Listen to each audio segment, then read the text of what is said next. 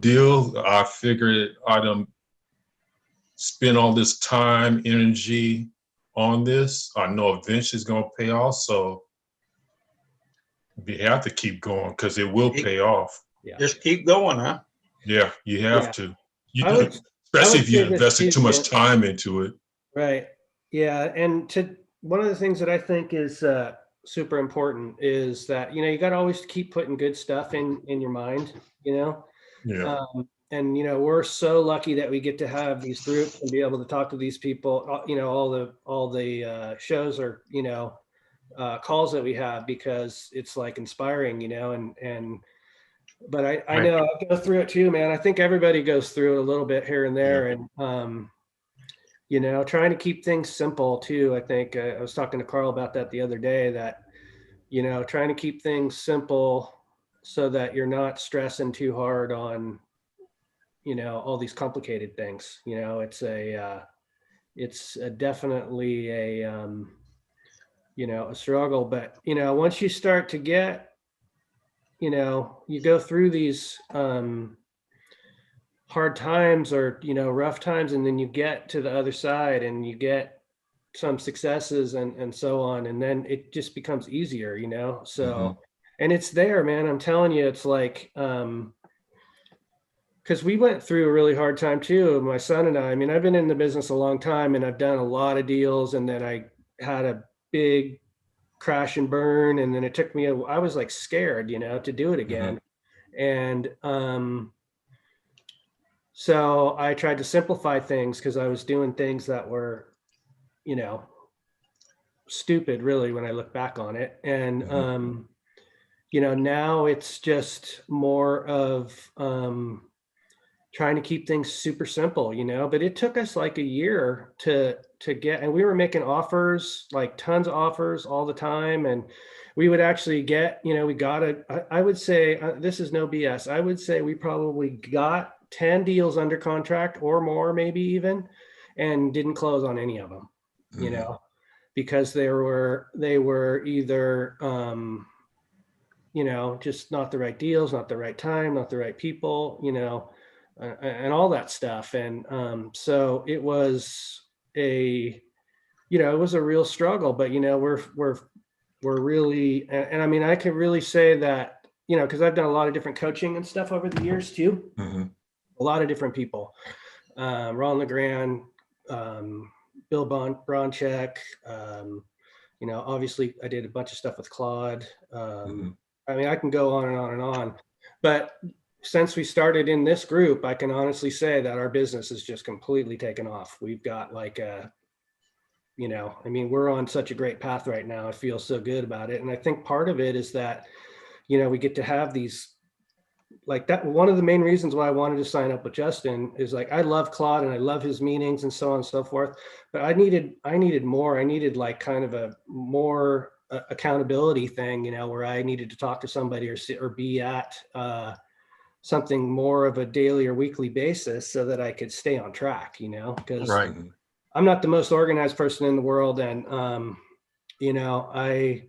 I need to have structure, and this is a great, way to have structure. So, I don't know. Hey, Victor, I wanted to see it. Great to have you on, dude. I love it. I'm so glad you're here. But Larry had a great question, and I would love to get your take on it. He had said, he had asked how you stay positive in this business all the time. Oh my goodness. Or don't get down, don't get down. Yeah. I think for me, I just focus on the activity. Fortunately, I'm fortunate enough to not have to stress necessarily over the money on a monthly basis, because I know that that's a component that really affects the way this works for you. If you're struggling, if this is your only way of making money, it's really, really tough to stay positive.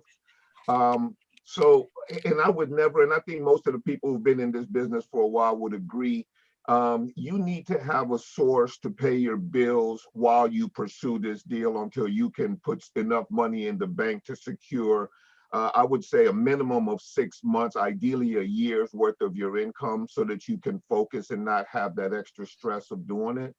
But you know, if you're able, if you have the resources and you don't have to worry about necessarily paying your bills, the main thing is to focus on the activity and stay in the learning phase until you get to a system that absolutely supports what you're trying to do. And it may take a while. You'll try different things, you'll do different things, but at some point you'll find something that works for you, that's repetitive, that you can systemize, that you can do, you know, with your eyes closed. Now you start getting a little bit of momentum and everything, and you know every single day, then you can start to carve down your hours to just the hours that you want to work. And then you start feeling like you're an entrepreneur, you're self-employed, and you're creating a life for yourself. Other than that, if you get yourself caught up in the minutia, right, of you know, this is not working, that's not working, this shiny new toy is blinging, catching my attention, this right here is a bunch of, you know, I mean, there's so much noise, right, in the industry. And right now it's probably about as bad as it's ever been, given that everybody's jumped into this thing and everybody's a guru, and you know, we have the social media stalking. What I mean by that is, if you play a game on your phone or do anything, you see 2,500 real estate ads for something, the next great whatever, right? And that stuff is just, it's just noise. So, you know, just focus on the activity. Know what you want to do, put your head down, keep moving forward, and figure it out every single morning when you get it. Ideally figure out at night. I'm still working on that because I tend to do it in the morning. But if you can do it at night, that's even better, because the understanding is that your mind processes, creates solutions and everything while you're sleeping, right? I'm still working on that, to be honest with you, but that's the only way I know. I know that was a long-winded answer, you know what I mean, but I've been kind of playing this game for a little while now. And that's the only way that I can stay. And you know, to be honest with you, for the most part, I'm pretty positive. You know, I'm pretty positive about it. I'm pretty positive about the future. I tend to look forward rather than backwards. Because looking backwards is oh my God, I don't live like that. You know, I think about, you know, I'm a little long in the tooth, but I still think about having another, you know, 20 years to play the game. I've always been self-employed, so I don't ever imagine retirement like retirement. Mm-hmm. I just imagine retirement as choosing what I want to do every day. Mm-hmm. Sure, I understand. Could I say something? Yeah. Yeah. To Larry, I've been, as far as consistently, 2.5 years, still no deal. And I say I missed my opportunity. Like when I first started, got introduced to, like 2011, that was my time. I should have really just jumped, but I was in a learning phase. I had to get everything organized. That's when the ugly house deals, that was the best time to do it. Think of it like this: we're in the right place. I know I'm in the right place with this group, but we're in the right place because how long do you think it's going to be a seller's market? They're not going to be cocky pretty soon, because the things get ready to change for the buyer's market. So we're in the right place. Just keep on going forward. It's going to pay off. Trust me, because these sellers are not going to be cocky pretty soon. Things are going to change for us. So as long as you keep your head forward and keep on moving, you'll be good. That is such a great statement, Carl. You're absolutely right. I agree 100%. The market is always shifting. When it's not in your favor, that's when you lay the groundwork. That's when you prepare. That's when you sharpen your saw. That's when you get your game strong. That's when you do your phone training and everything like that. And that's why I made the point about, you know, not having your income necessarily, or your lifestyle tied to the business if you can't afford to. But yeah, I could not agree more, Carl. That's a perfect statement, because right now you're positioning yourself, Larry, to be just ready to pounce on what's going to happen, and understand that it always happens. Like the cycle always happens. It always repeats. So it's only a matter of time now before it's going to be our turn to jump in there and secure our futures. Well, the same way with Carl. I was well, back when in 9, 10, 11, along in there where you could just buy houses and do lease option deals, because I've done sandwich lease options, and now it just seems like it's pretty hard to do. Where I live, the economy is awful good here. Yeah. I think you're right. It's going to change. Mhm. Yeah. So understand that. Okay. So do you guys understand what the market is, right?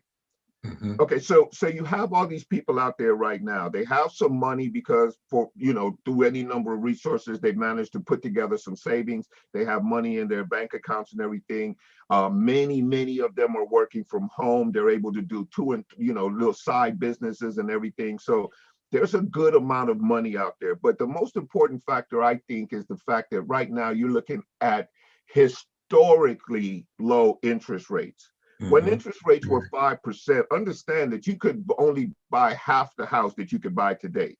So all of a sudden now there's a stampede of people who can afford to buy houses, and they are going out there, and here's their thinking.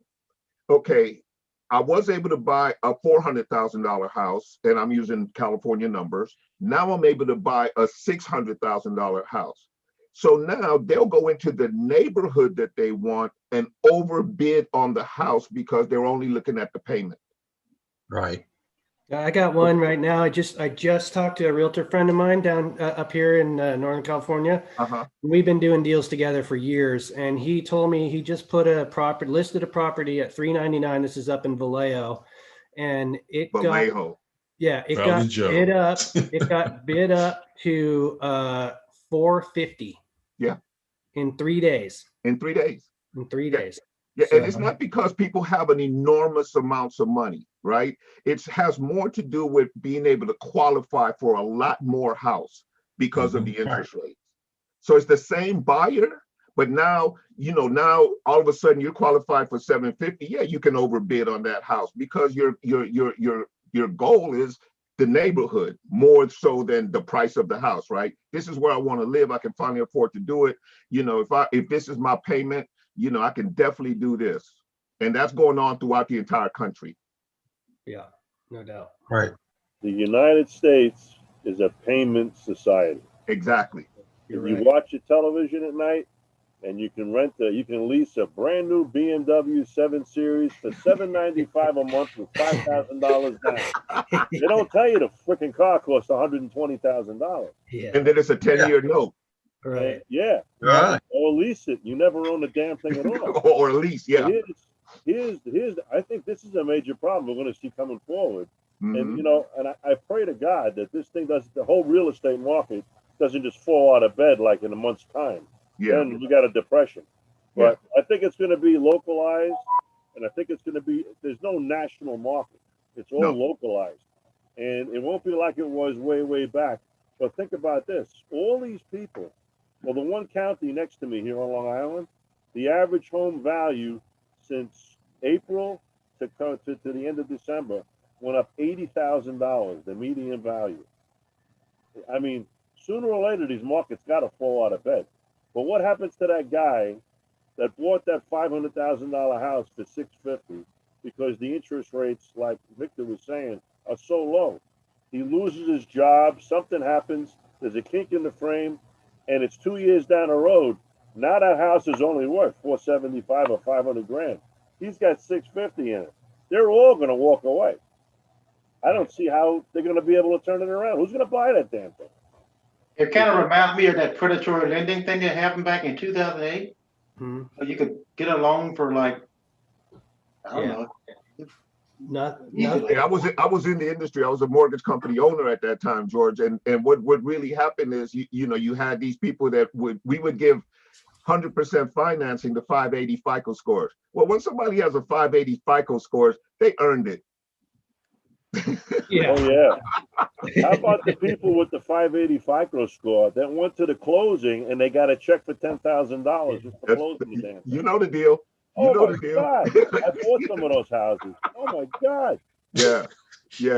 And the collapse is, again, the collapse came from the fact that it was a lot of foreign investment, especially Chinese and Asian investment in the what they call derivatives. They were holding up that market. They were buying the loans, right?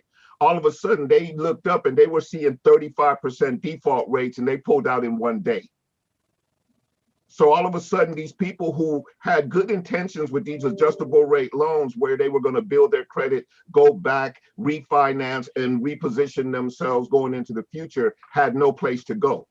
There was no banks, there was nothing that they could get the new money. Well, you know what happened? There was a straight collapse of the entire market and people lost homes left and right. Hey, Victor, I wanted to see if maybe, I don't know, I had to leave your call early yesterday, but I wanted to see if maybe you wanted to make a few calls today. Would you be up for that?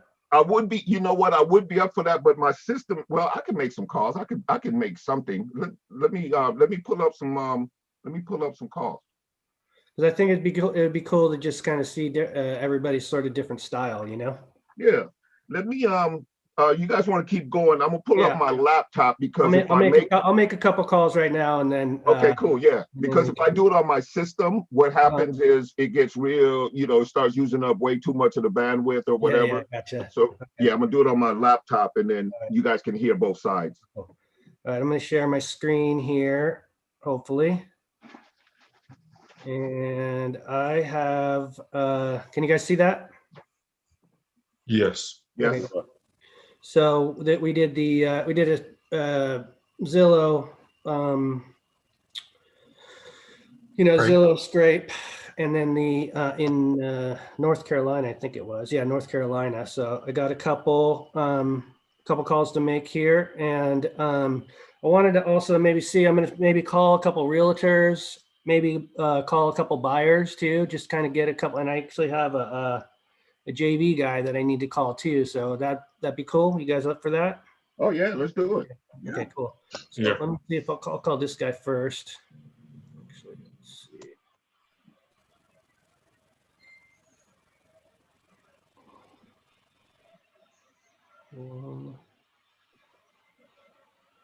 Mark, you know how to change your name, right? To Mark. No, you're gonna have to show me how to do that. Oh, you just hover over it and you'll see right there where it says rename. Hover over the name, you'll see it. All right, hold on a second. I want to make this call here. 828 234.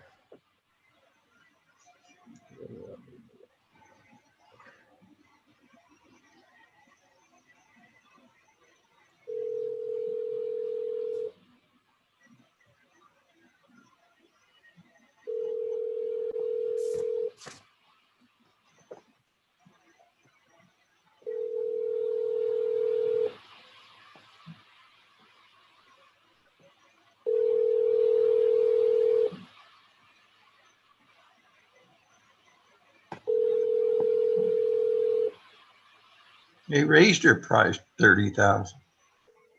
Your call has been forwarded. All right, call him later. Let's try this one.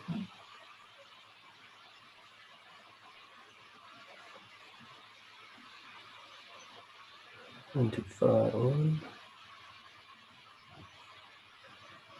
Oops.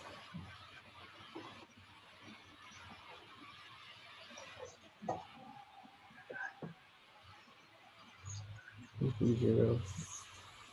Oh, that's a weird number. Hold on, that's not work. Let's see.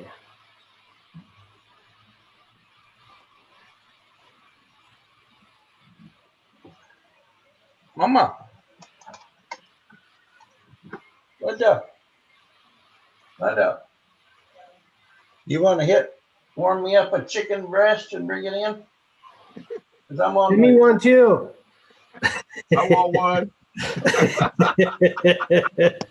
I'll take one too. Right. With a Coors Light. Yeah, Coors Light sounds good.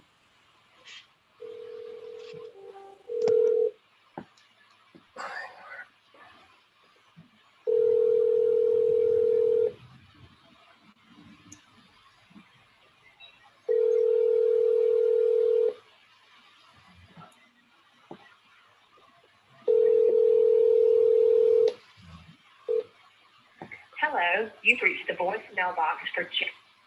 Dang it. All right. Hey, if anybody has any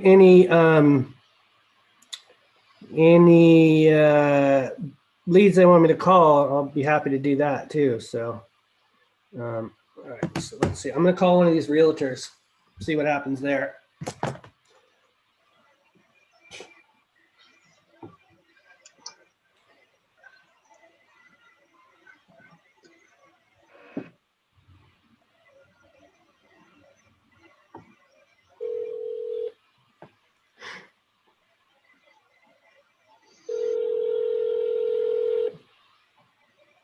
Thank you for calling Top Properties. This is Summer.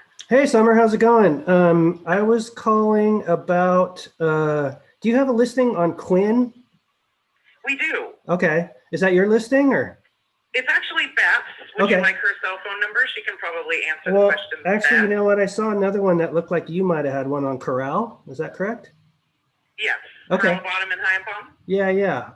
Yep. I wanted to see if that place, your owner or your client wouldn't be open to something creative on that place, would they? No, unfortunately. No? She's an 88-year-old widow. Oh, okay. Gotcha. Yeah. Is she at all flexible on her price, or she just kind of wants to stick with Yeah, that? she is. Yeah. For sure. Okay. Are you looking for something cannabis compliant? No, not necessarily. Okay, fantastic. Then Yeah. yes, she's definitely more flexible on price. We kind of just discovered recently, and I updated the ad, that we are barely within that 1,000-foot setback from the community hall. So I was Gotcha. just going to say that could be an issue for cannabis licensing. But with Gotcha, that, gotcha. we will probably be doing a price reduction. Okay, cool. Well, maybe what I could do is, would it be all right if I maybe sent you over like a letter of intent or like a proposal type letter? You know, of course it's okay to say no, but who knows? You know, maybe it could work. Would that be it? Yeah, Would that be for all right? sure. Okay, so I'll send you something over a little bit later today. Is this a cell phone that you're on, or is this the No, office this phone? is the office number. Okay. Do you want my email address or cell phone number? Yeah. Give me your cell phone and then I'll just text you. Go ahead. Okay, it's 707-496-4045. Okay. Great, Summer. Thank you so much. You're welcome. All right. What was your name? My name's Mark Richardson. Okay, awesome. All right. I'll keep an eye out for that letter. All right. Talk to you later. Okay, bye. So I want to give you guys a little backstory on this area that I'm calling. I got a couple places up in, so this is Trinity County, Northern California. And I got a couple places under contract that are seller finance deals. And I had put it up on Craigslist, and I got a shit ton of buyers that have cash. And a lot of them want to, as you heard her say, is it cannabis compliant? Trinity County is a really big cannabis. It's in the triangle, they call it. It's Humboldt, Trinity, and Mendocino County. Yeah. So I'm kind of working this little niche on that because I have like 53. I put these properties up. They're like total junkers. Actually, it's kind of funny because I talked to a guy yesterday who knows the area and stuff, and he said, well, are those like, or, you know, are there any like crankster properties? And I don't know if you guys know what that is, but it's like, they're basically like drug properties or whatever. Yeah. In the neighborhood, right? And I go, no, these are the crankster properties, you know. Good old West Coast. They're not Yeah. here. So anyway, I want to show you my buyers on this one too. Like these are all my buyers, or all my let me do that quick. This has been in about, so I got 54 buyers on that place. Those two places, they're pretty cheap too. So it's like, you know, all these people, and almost every single one of them has at least 30,000 down, 25 to 30 down. So that's why I started to call some of these other places up there, even though they are listed, because if they'll do creative financing on them, then I have buyers for them all day long. So, Yeah, that's a good move because you don't need to own them, and they'll overpay. right. Oh Yeah, yeah. they have no problem. I mean, I have an issue with, like, I don't really like, I've done lease options before, and I will do a lease option on those deals too, but I kind of would rather do a seller finance deal where the guy who did it took the title, because a lot of times what happens up there is you get people that come in and they just want to do like some big gigantic thing, and then they just trash the property and leave you a big mess afterwards. So, you know, and then don't pay. So that has happened to me. I've had that experience before, and, you know, so I'm trying to limit that too, but I think I got that place sold. We're going to make, I mean, I have a guy, he actually called me yesterday. He wanted to give me like $50,000 in 20s, like cash. Yeah. So what we're actually going to do is we're going to go through escrow, because the owner of the property doesn't want to do that. He doesn't want to take cash, but we're going to take our assignment fee in cash. So, you know, at least we'll have, I don't know if I should be saying this over the internet or not, but, you know, we're going to, but you know, we can do that. So it's all good. But yeah, he said, the guy said to me, yes, come on up here. We'll meet up. I got the money counter ready. Oh yeah, Mendocino County. So gotta love it. yeah. All right, I'm gonna do one more here and see if I can get this one, and then I'm gonna have Victor do one if he can. 1, 8, 6, 4, 6.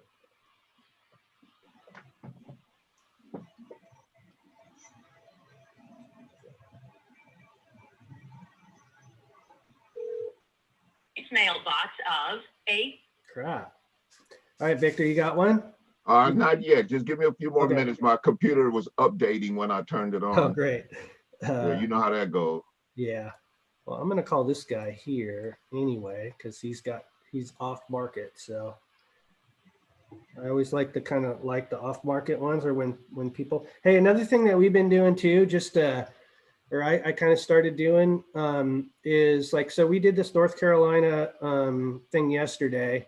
I did a Louisiana one a few months ago, I think at the end of October. And I kind of started to go back through it again to see people that were sort of maybe not motivated, this and that. And then look to see if it was still on. And then, so I've been calling some of those people that were like, hey, you know, I don't know, I kind of need cash or this or that. You know, now it's 2 months down the line, and I actually, looks like I might have a deal, a lease option deal on a condo out there that just from, you know, looking it up and seeing, or like what I did is I looked up and I saw that it wasn't on the market anymore. So then I just called the guy and said, hey, are you still interested in selling? And he said, yes, they were. So we're in the process of doing that right now. Nice. 6, I had a couple of calls that I wanted to make. I'm trying to set up. Well, I guess it'll record. My concern is with this, and maybe we can talk with Justin about it. I don't know if it would be okay for these people to say their names and things on the YouTube without knowing about it. Yeah, I don't know. I've been doing it without I'm playing Columbo like I don't know any better. So Okay, right. Okay. All right.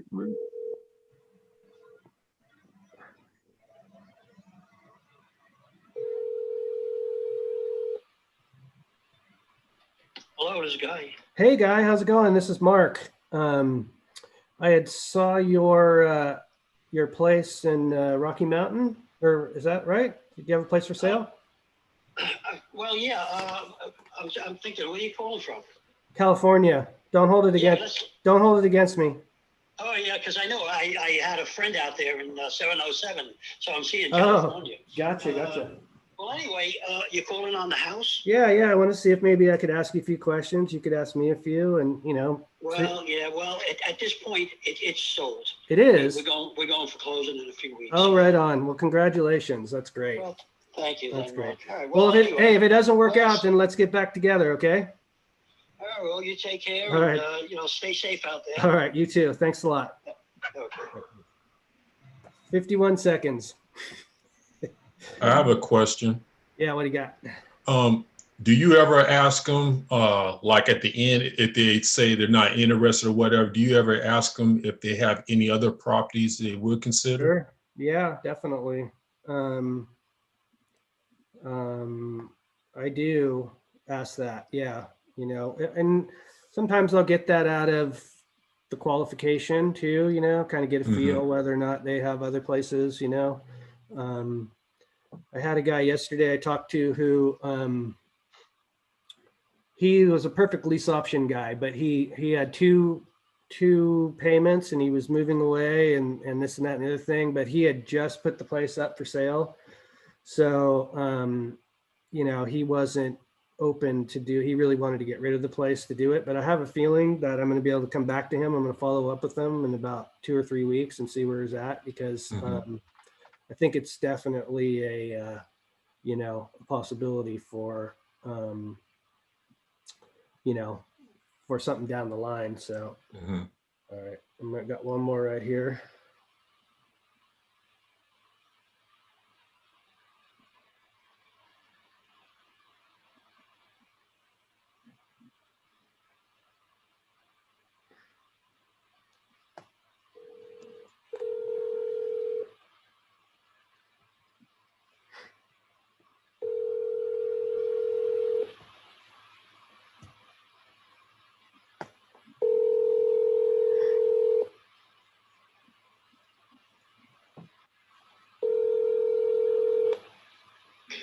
Phil speaking. Oh, hey, this is Mark. I was calling. Do you have a place for sale on Blue Jay? Blue Jay? I do, yes. Oh, right on, right on. What is that place? Is that a house? No, it's a vacant lot of land. Oh, gotcha. Okay, that might not be what I'm looking for, but it's got a skate park on it? Right behind it. The YMCA has a free skate park. Right Oh, I see. I see. The block of land backs up to that. I see. So it's just land then? It's just land, yes. Gotcha. Ex-flood zone, no flooding problems. Oh, okay. What? How come you guys are selling it? Oh, I've got 2 houses in the neighbourhood, and I was going to build on it, and so I put it on the market to see if anyone wants to buy it. If they don't want to buy it, I'll eventually build a house on it, or I'll sell it, or I'll do whatever. She sits there. Gotcha. It's I can use the money for other places, or I can let it sit there. It's sort of just you know, if someone really wants it, then come and talk to me. Gotcha. Are you flexible on the price at all, or you kind of want to stick there? Yeah, make a reasonable offer. You know, like everything's negotiable, right? And I've got a number I need to sell it. Otherwise, I love the land. It's a great block of land, and if I don't get that number, then I'll just let it sit. You know. Oh, well, let's cut straight to the chase. What's the number? Well, 140. 140. Okay. Yeah. Okay. Cool. Well, maybe what I'll do, I'm not really looking for land, but, you know, I have a couple other people that are. So, you know, maybe I can see if that would work for them. And, you know, if not, hey, no big deal, right? Yeah, I wouldn't go into 140 because it's not, you know, it's a beautiful block of land. I can do really good, put a 4-bedroom, 3-bathroom house on it. And I know I've got 2 other houses in the good. So it works, it does the work for me. You know, it's just one of those situations, mate, that it's like, you know, I'm not going to build for at least a year now since COVID. Right. So do you have any in and do something with that money, or should I sit at home? Do you have any other places that you want to maybe sell? So the other issue is the 2 houses I've got are side by side. I bought the house next door to me because my house was built 2 feet from the lot line. Oh, wow. I didn't want someone coming in and putting another house on. So I'm trying to work something with the town right now to get the lot line moved and or 1 house conforming as opposed to 2 houses not conforming. Right. I'm working with the towns, but if I did have a house to sell, it would be the house next door. Okay. But I've got to get a lot of stuff fixed. Gotcha. You know, with lawyers and town and lot lines. And sounds fun. So, all right. Well, listen. Hey, I appreciate your time, and you know, if one of my land guys like that place, I'll get back in touch. All right. Yeah. No worries, mate. All right. I've got a bunch of information. I've gone to town to talk septic, but I know what we can and can't do on the land. I just haven't done it. And, okay. Well, right on. That's where it's at. Okay, cool. Well, thanks a lot for your time. I appreciate you taking the of call. course. No Have a good worries, one. man. Cool. Take care. See, Carl, thank you. You reminded me. He's a little talkative. Yeah. It's like, it's funny. Like Justin, and that one of the Justin's thing, he's like, and they're off to the races. All right, cool. Thank you guys for being here for sure. Victor, I'm checking in on you. What you thinking? You looking good? Yeah. Let me I'll make this call. Let me see. Is my camera on? What No, happened? your camera's not, but your voice is. So Okay, yeah. So what I did is I put my I used two screens, and I put one on the other screen, and now I can't move it. So I guess we're gonna have to just deal with it. As long as you can hear me, that's fine. yeah, we're Right, good. I'm gonna call this guy. This is a guy in Mississippi who is potentially interested in doing a lease option deal.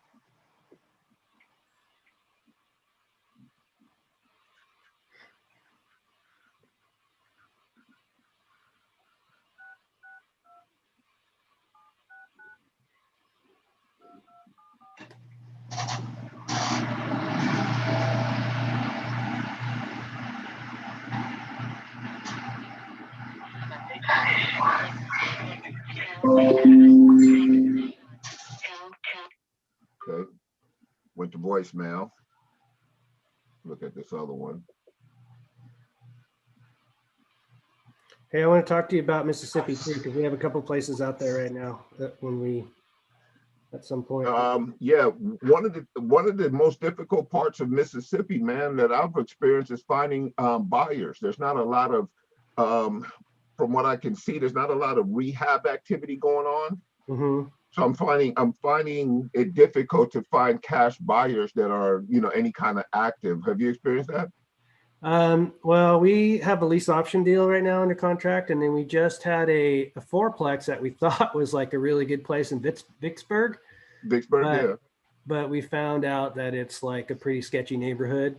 I mean, the numbers are good. We got it for $120, and the thing brings in $2,800 a month. Yeah. Rent, but we had somebody that just emailed us yesterday and said, "Yeah, I wouldn't even drive through that neighborhood in the daytime."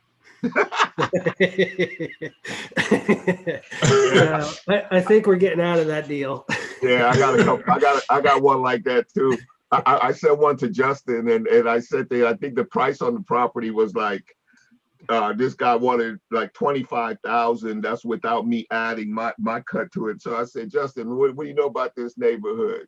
He goes, I'd pay 5,000. Yeah, I said, that's all I need to know. That's all I need to know. You know what? I really want to talk to this guy in Mississippi, so I'm gonna go ahead and just leave him a message. All right. Now, ironically, I was stationed in Columbus, Mississippi. Oh, really? Oh, cool. Yeah, one of my favorite times in life. Right in the middle of that, right in the middle of town, there's what they call Mississippi University for Women. Oh, yeah. Please leave your message for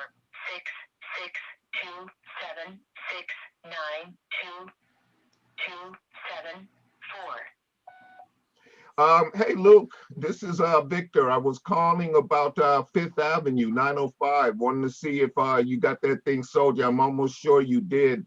But if you haven't, give me a call, man. My number is 213-793-1848. That's 213-793-1848. All right. I'm sorry, I actually gave you the wrong number.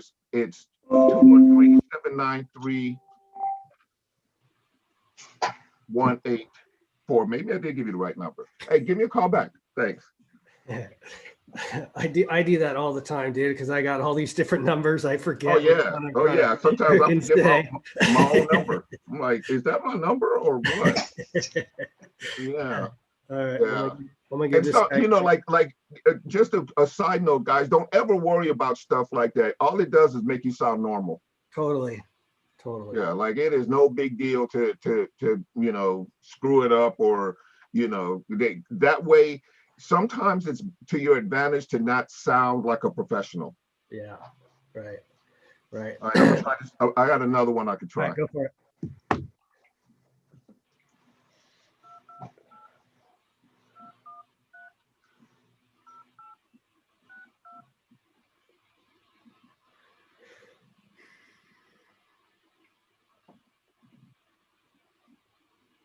Oh, you know what? Actually, I think this one, I already spoke to this guy and it wasn't a deal. Yeah.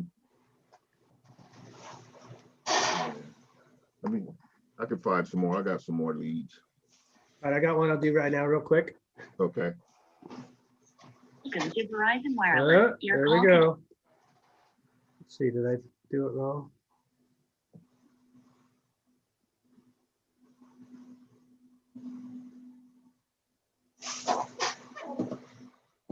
You know what? I got a campaign. I'm gonna call on it.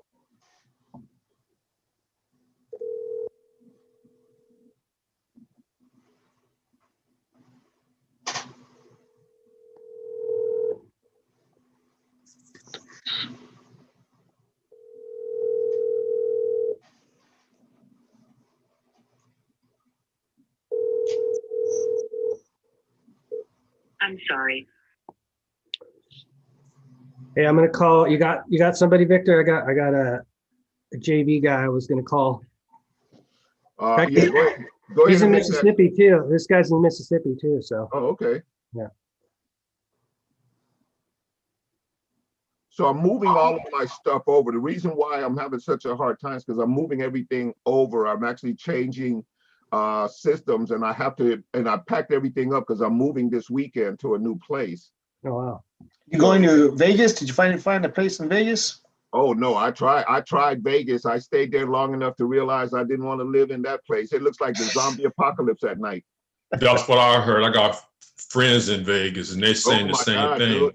Yeah. I almost hit 3 separate homeless people crossing the street because you know Vegas outside of the strip is it can be very dark. And I'm running down the street and I almost knocked some folks over, bro, because they was they was in the middle of the street, you know, and they're already dirty. So it doesn't matter what race they are, they're all black. Yeah. Right? And you can't see them, and I almost ran over a couple of those fools. Isn't it still like pretty hot market though, Vegas altogether too, or what? It's a hot market because people have money and they see those prices. Yeah. Because a lot of people's leaving California to go there. A lot of people getting out of California, they getting there, they realize they don't have state tax. And, you know, so there's some attractiveness still. And there's a lot of optimism about what's going to happen with the Vegas market once we get out of this pandemic. I'm actually bullish on it myself. Mm-hmm. Yeah, I keep my eye on it because think about all the casinos and stuff there. Most of those workers, you know, are homeowners, you know. So I keep my eye on Vegas too. I have a friend that lives in Summerlin. Yeah. And then I used to live out there by the Texas station. Oh, nice. Hey, Mark, do you want to check out that number that I left on the chat? Oh, I didn't see it. Yeah, hang on. Let me call this guy first because he's so this is the guy I went through Craigslist kind of doing the Brandon Simmons thing and found a guy that had a place and wanted to see if he wanted to JV. He said, yeah, call me. So nice. Hello. Hey, is this Dan? Oh, is this Dan? Hello? Oh, that's not good. Try it again.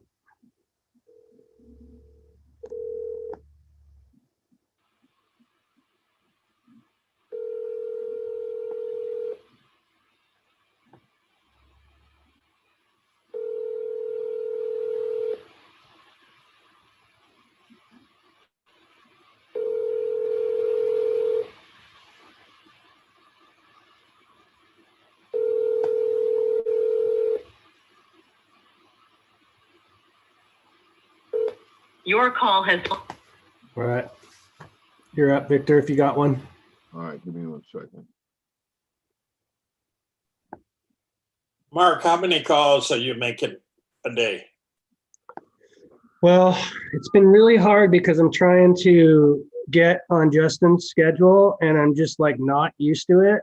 So what we've been trying to do is, you know, I'm not making a ton. I mean, probably on average, I try to do, I mean, my goal is to do at least 5 a day, but I don't think that that's like accurate. But what we're really trying to do is we work super hard on Thursdays and Fridays and we just make a ton. So we send out like this text stuff here.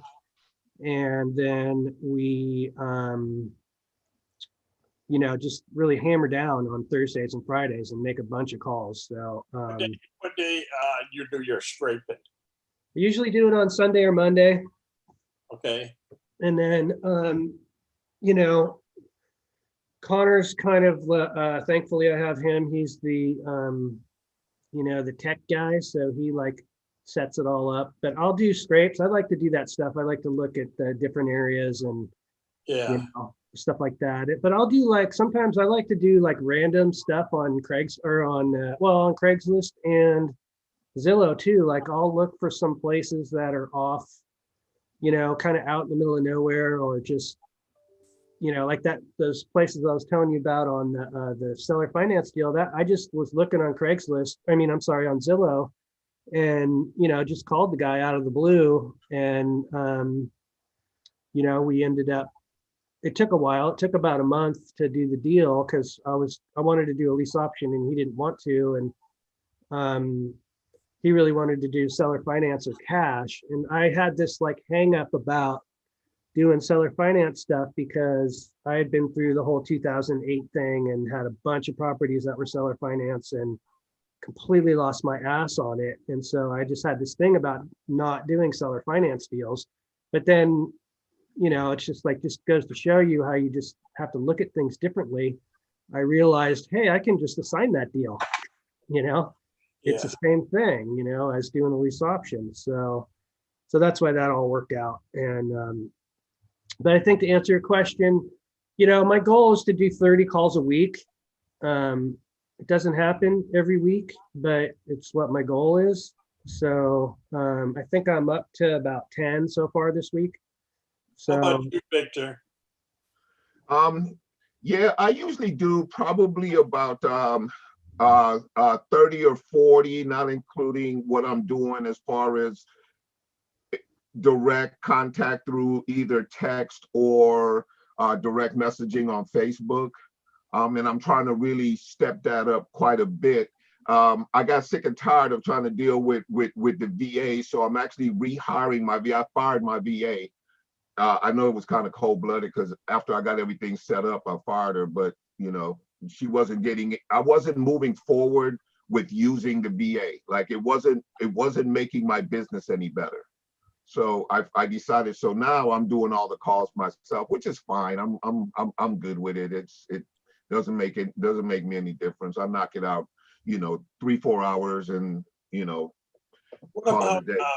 What about, okay, so are you still using FreedomSoft? I'm still on FreedomSoft, but I'm actually getting off of FreedomSoft. What I did for the New Year's, you guys, is I looked at all my KPIs. Like, you know, that's been a big conversation we kind of had in the group and everything. So I actually looked at all my KPIs. I pulled all of my costs and everything, what I've paid out over the last year, and it almost made me choke. So I decided, okay, it was a cost of business that I knew I was going to incur only because I needed to figure out what worked best for me, what systems and everything else that worked best for me. So a couple of things came out of that. One is I realized that attraction marketing is the ultimate way to do this business, is to have people call you rather than you call them. So now this year, all of my focus is on attraction marketing. I made sure I got a new place where I can set up my studio and do everything else, so I can do more YouTube videos and kind of build more of an audience, kind of give value in that respect. But I realized I was putting out a whole bunch of money that wasn't bringing nothing back, like nothing. Like I wasn't, you know, I was just feeling good about, you know, being a real estate investor with, you know, VAs.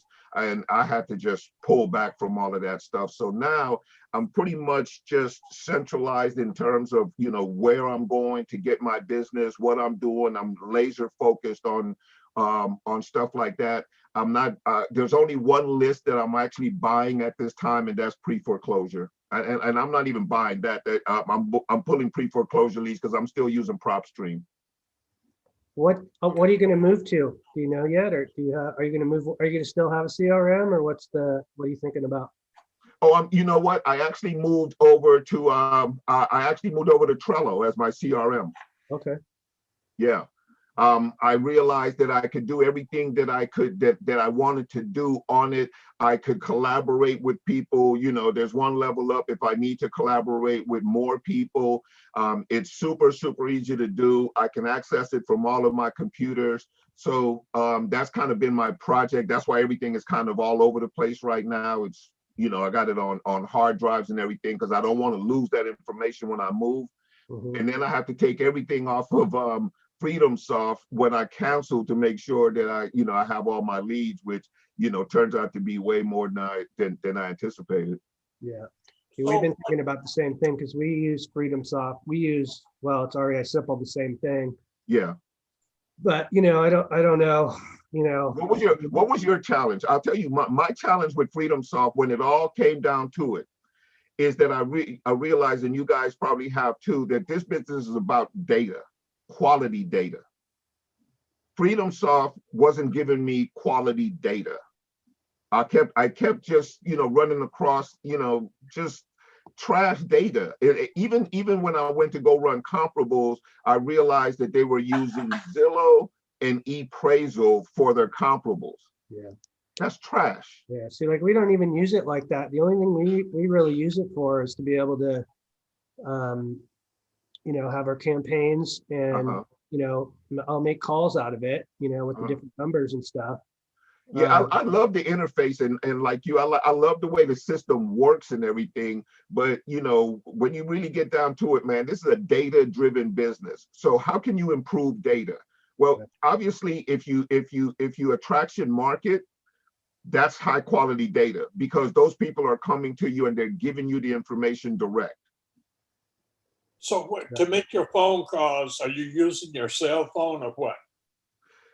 Right now, I use my cell phone and I use the FreedomSoft system, but I am going to develop, I'm probably going to just do a quick Podio and get my my numbers from the name eludes me right now. It'll come back to me. But Carl? No, not a dialing system per se.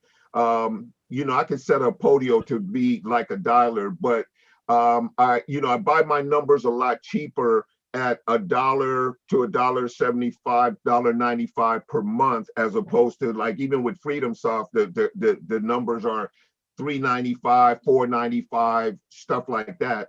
And you know, when I looked at my KPIs, that's just too expensive. You know, if you listen to what Justin says, and you know, he talks about you need about 5 to 10 numbers on some of these campaigns. Yeah, you know, I just, you know, that's just a little too expensive. And it's not even that I can afford it, but what I would like to be able to do is create a model that I can teach and have a new person replicate. Right. So that's why I'm moving towards taking those KPIs, tightening them up real tight, and doing the things that actually increase the quality of the data that I'm working with within the business. Well, with me, I am waiting for Jamel Gibbs to February the 15th. His system's supposed to be up, new system. So if that works out, then I plan on moving everything there because for $29 a month, you can get 3 websites, okay? You can send your texts and everything. I like everything all in one platform. So I'm going to be checking that out. So I'm trying to hold on to see what happened. I use REI Simple. Okay? And I do like the way the platform is set up. If someone called me after hours, then I go in and that little indicator will show me that I have messages there. Yeah. I do like it, but I like that part. But overall, I do not like the system. So I'm going to just see what happens with Jamel Gibbs next month. So that was exactly my plan when I started on these systems, right? Because I needed to find out what is it that I like. And now how can I create that same exact thing at a price point that's real super attractive? And like you, I like some of the internal systems. I like the fact that, you know, if I call through FreedomSoft, I have a recording of the call. You hear both sides, et cetera, et cetera. I can post it, I can review it, I can do all that. But now I've realized that I can also create the exact same thing in Podio, and I could, buy phone numbers at $1 per month as opposed to anything. So if I need 10 phone numbers, it's $10, not $50. That's a big difference. It's a big difference, especially month after month after month. When you do your numbers at the end of the year, you're like, oh my God, that's $600, right? That's for a 10 number campaign. And that's, if you look at Justin's system, and I do Justin's system, just so you know, but if you look at it, when he mentions about, the 10 phone numbers for an area, it can kind of get a little bit pricey for doing it. I hope Justin's not listening thinking I'm dissing him or nothing, because it's just a process. So, that process is something that you can do. But what I found is that, okay, when I looked at it, okay, how can you do this same exact thing, more cost effectively? Again, going back to the whole KPI thing that's really, Arturo talks a lot about KPIs. And he's real strong on that, and I'm at that point now where all I focus on all day long now is KPIs, because when we go through these phases like we were talking about earlier, in terms of not having the kind of business activity that we want, you have to control costs to allow you to get to the other side when you can really start banking. I'm going through that right now. Okay. Yeah. And I think everybody does at some point. We split. We went to half. We didn't do the full. Like we were paying the $200 a month for the REI Simple, and we just did the minimum thing, $100 a month. Because we weren't using the data and all that other stuff. And, so.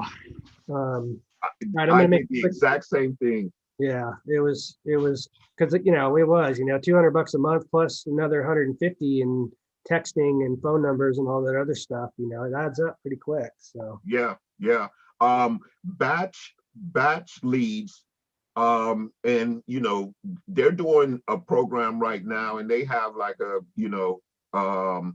trial period that you can jump on, and I try to do the trials just to see what kind of data I'm going to get now. So I'll do the trial and I'll set my cancellation date or whatever on my calendar. But one of the things that I really like about what they're doing is that they are focused on the data. They're working with, you guys know who Jamil Damji is? Yeah.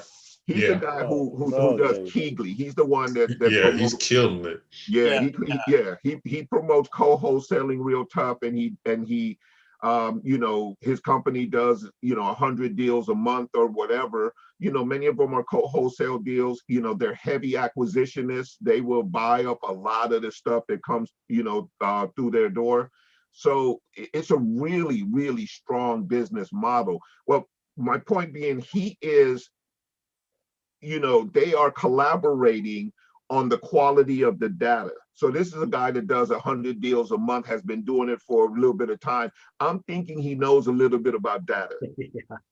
Right. Right. So I'm kind of looking at them too and seeing, okay, what are you guys doing, and just how much of it do I need? And that's really what this conversation gets down to. How much of that stuff do you need? Like Jerry was saying, we love the bells and whistles, but when you really boil down to it, how much of those do you need? Now, I do love the calling features. I don't like the cost of the lines.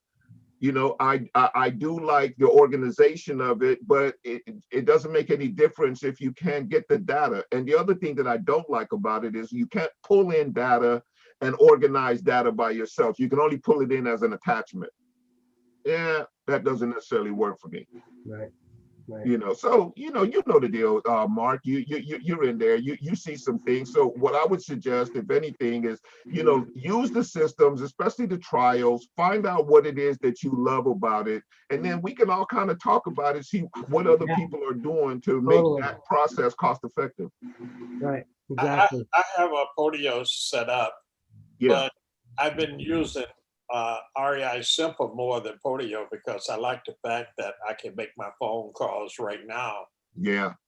out of REI Simple. But all of it, like, it gets expensive, like you're saying, okay? Yeah. Yeah. It gets expensive. Hey, I'm Right. gonna make a quick call here. Okay. Sorry, guys. This is, I think this is another JV guy. And then, Okay. And then I'm ready for one too when you finish.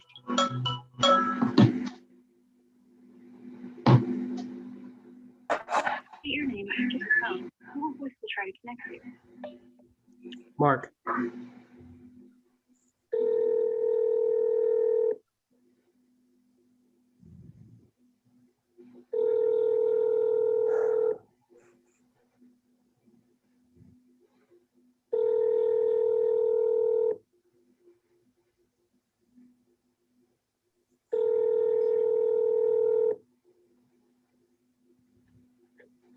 Hello. Hey, what's up? Is this Dan? Hey, how you doing? Good, man. How are you, buddy? I'm doing all right. I'm just calling that follow up. Yeah, yeah. So what do you got? Tell me about the place. From what I'm saying, you say you had one in Vicksburg. Yeah, we do have one in Vicksburg too. So it's a little sketchy neighborhood, but we're doing a bunch of different stuff out there. So, but yeah, I could send you over what we got. What do you have going on right now? Anything good? Right now, my inventory is pretty clear right now. We're supposed to have a couple of them come in towards the end of the month. Mm-hmm. Okay, cool. And you open the JV in because we got some buyers, I think. Really? Okay. Yeah. Well, my partner gets off around 3 o'clock.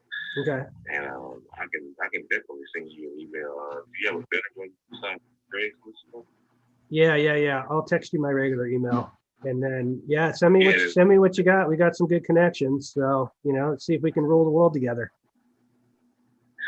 That'd be perfect, man. Okay. As far as the one in Vicksburg, the area shouldn't be a problem as long as the property is okay and the numbers add up. Yeah, no, it's a good deal. So we got it under contract for 120. We're trying to get like 130 for it. It's 4 units, and each unit brings in 700 a month, so the numbers are good. Okay. Yeah. If you can, man, just send me over the information. Sure. I can, you start. Yeah, check it out. See what happens, right? Yeah, we'll split that one with you too, because we just want to get rid of it. Okay, Yeah. That should be fine. Okay, cool. All right, I'll text you over my email, and then text me back your email, and I'll send you we have a little package on it. Yes, sir. I'll do the same. All right. Thanks, buddy. Talk to you later. So not a bad JV deal. I might have some deals with that guy at some point, huh? Hey, Mark, do you send over your NCND first, or do you just send them the information? Yeah, I'll send him the information first. Okay. And then if he is open to doing it, or and then I'll send him probably the information and the JV agreement at the same time.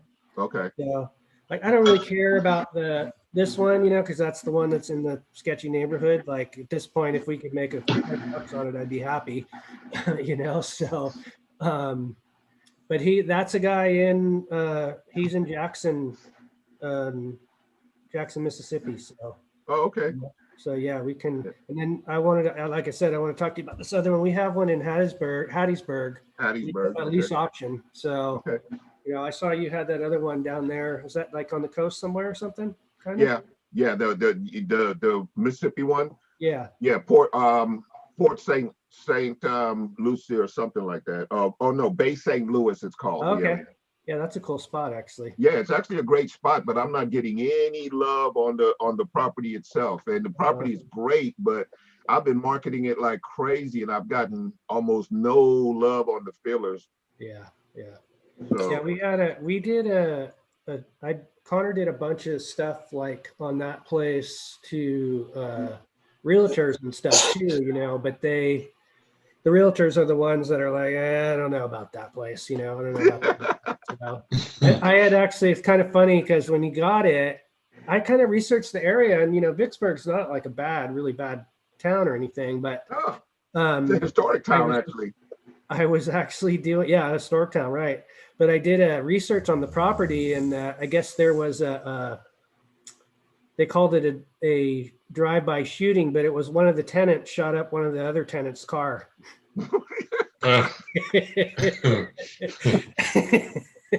So she's in jail right now, so we figured that's okay. She. Okay. Yeah, she's in jail right now. So. A woman scorned, my friend. A woman scorned. That's right. You don't want to get on the bad. Stay away. Yeah. I'm good. Yeah, I got one right here, and this one's in Union, Michigan. I'll give them a call.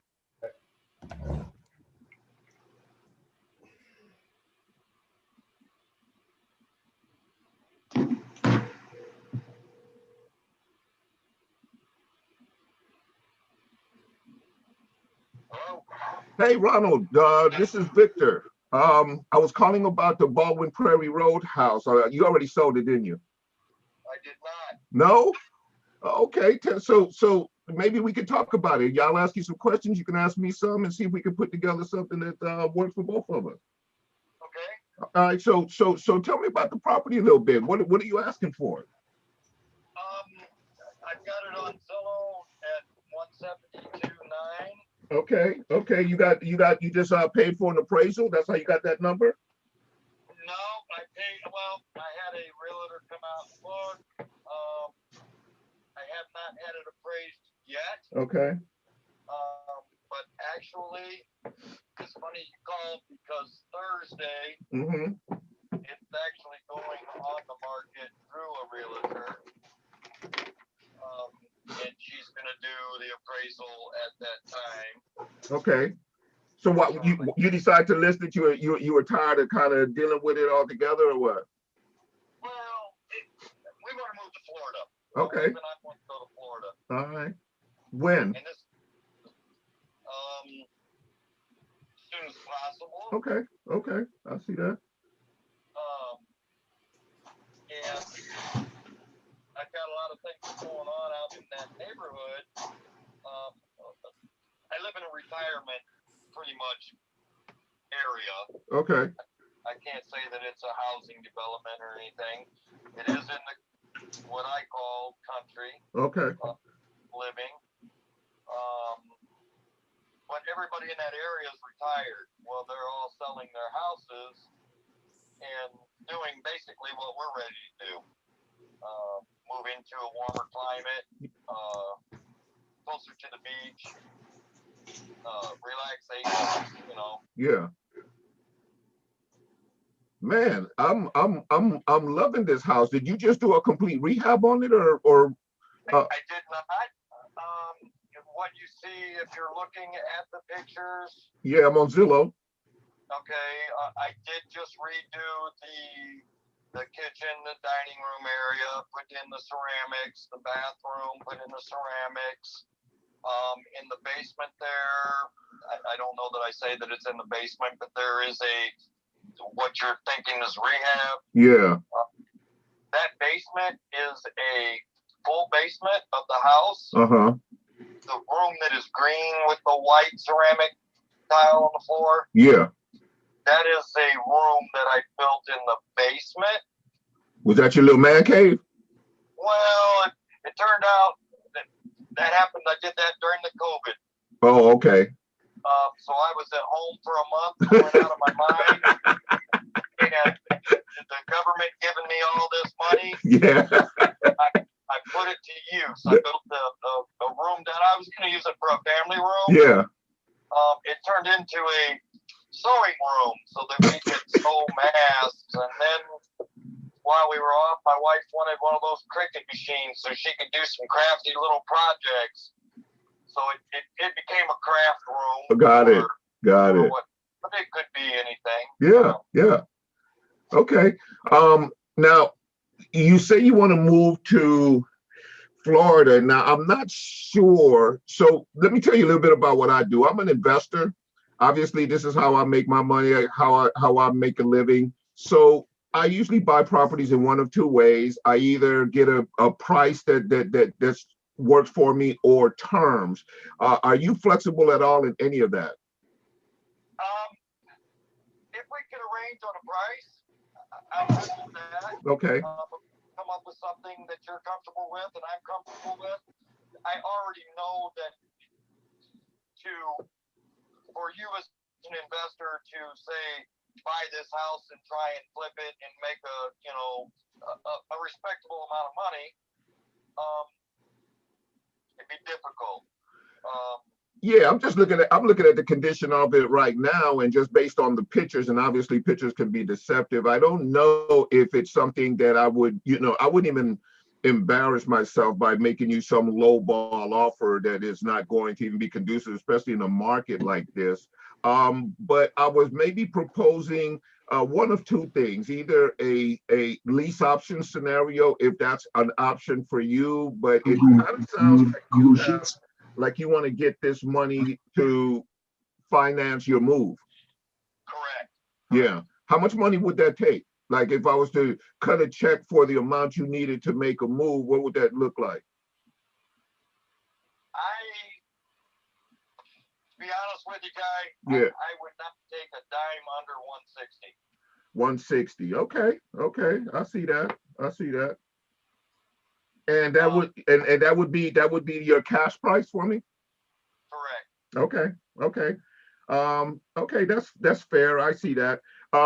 Would you entertain a lease option, or maybe be willing to be the bank on the transaction? Is that something we could talk about, or maybe not? No, like you said, I'm pretty much ready to, when I sell this house, I'm going to Florida to buy a house. Yeah. So, I mean, I'm moving me and my family across the country. Yeah. Quit my job, starting over in a whole nother part of the country. So it's going to take where when I sell it, I'm done with it and don't have to deal with it anymore, and take what I get and run with it. What part of Florida are you going to?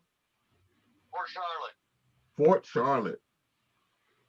I'm assuming there's a military base there too, right? No, not in the military. I'm a mechanic. In what branch?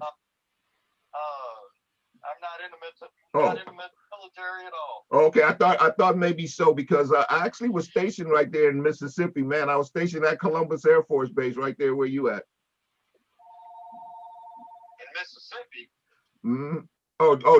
Wait a minute. Am I looking at the right house? Maybe not, because I'm in Michigan. Oh, you're in Michigan. Okay. Give me 1 second. I'm gonna pull this house up real quick. Because when you were describing that room, I was like, okay, what room is he talking about? Let me take a look real quick. I want to see the pictures. Oh, you know what? All I have is your phone number, and I have you. I don't even have the information. Let's take a look. Give me your address. Let me look it up real quick. I am at 69710 Baldwin Prairie Road. Zip code 49130. Baldwin Prairie Road.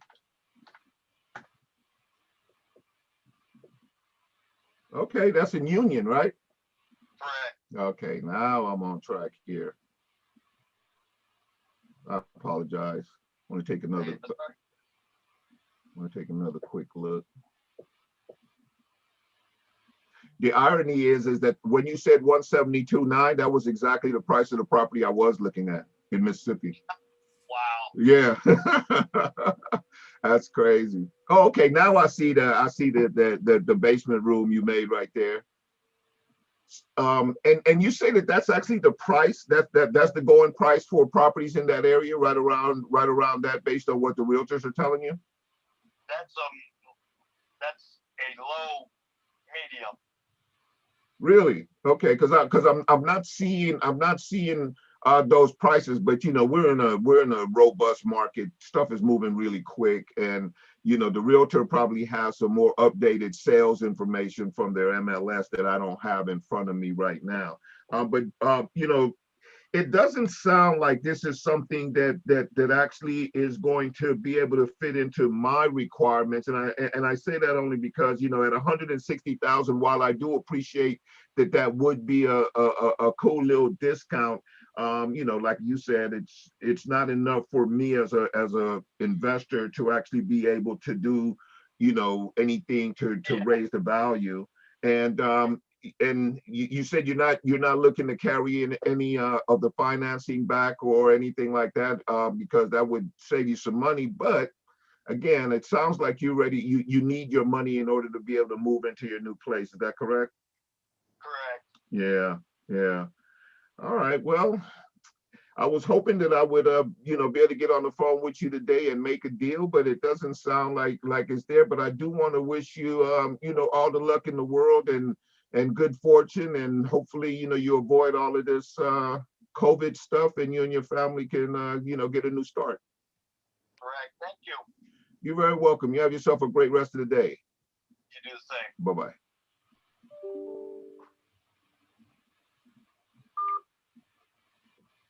Okay, right on. Anybody got any questions?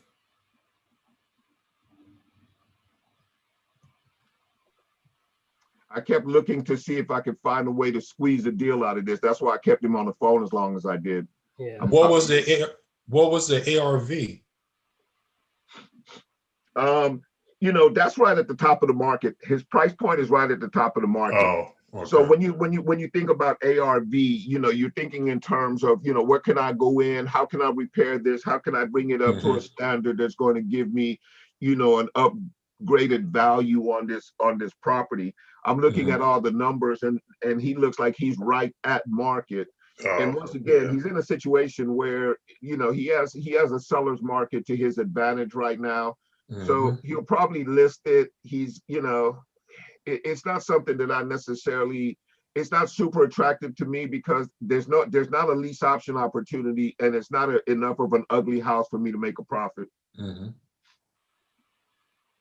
I have a question. Has anybody had any luck, like on PropStream or through your county, with divorces? I have not gone that route. I heard it's a good route, but it sounds to me like it's kind of a process route, right? And I'm not necessarily that guy that's trying to inject myself into, you know, people's emotional state when it's negative like that. Yeah, I was just That's just me. I don't like dealing with that. You know, don't you mad at your husband? Don't be mad at me. A lot of daytime soap operas, bro. I got one more here. Great turnaround, a good save there. Let me tell you, Michigan, Mississippi. Yeah. But see, that's what's great about that, though, is like you're just being real, right? Yeah. You know? It's like, yeah, so what? I messed up. I'm looking at the wrong house, you know. So oh yeah, I do all that. I do some of that stuff on purpose. Like I don't even worry about that kind of stuff. You know, but a lot of that stuff just humanizes you. You know, it's just stuff. You know, they do it all the time when they get on the phone too. I'm not really trying to, you know, if I was calling, like I'm a realtor as well. So when I call for my listings, I have everything in front of me, right? Because I want to sound professional, because that's what they expect from a listing agent. They expect somebody who knows the market, who's you know, up on everything that's going on, knows the community, that kind of stuff. And they want you to be real sharp. I find that that's not necessarily so with investor people. They tend to just be normal folk. Right. That's my experience. All right, I got one more. Philip sent me this one. Do we know anything about it at all, Philip? Hold on. You got to unmute yourself. Yeah, it's actually in Farmington, New Mexico. They're asking 185.9. It's a 3-bedroom, 2-bath, and I got a response says, "Hello, are you willing to have down, and what terms are you open to on the real estate contract?" So they're open to it, but I haven't contacted them just yet. Just texted them? Yeah, basically. All right, here we go.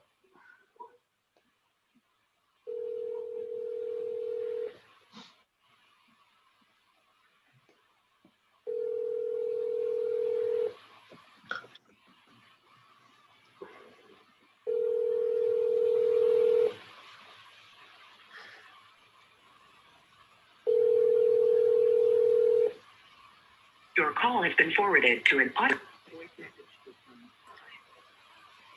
Always happens. I know.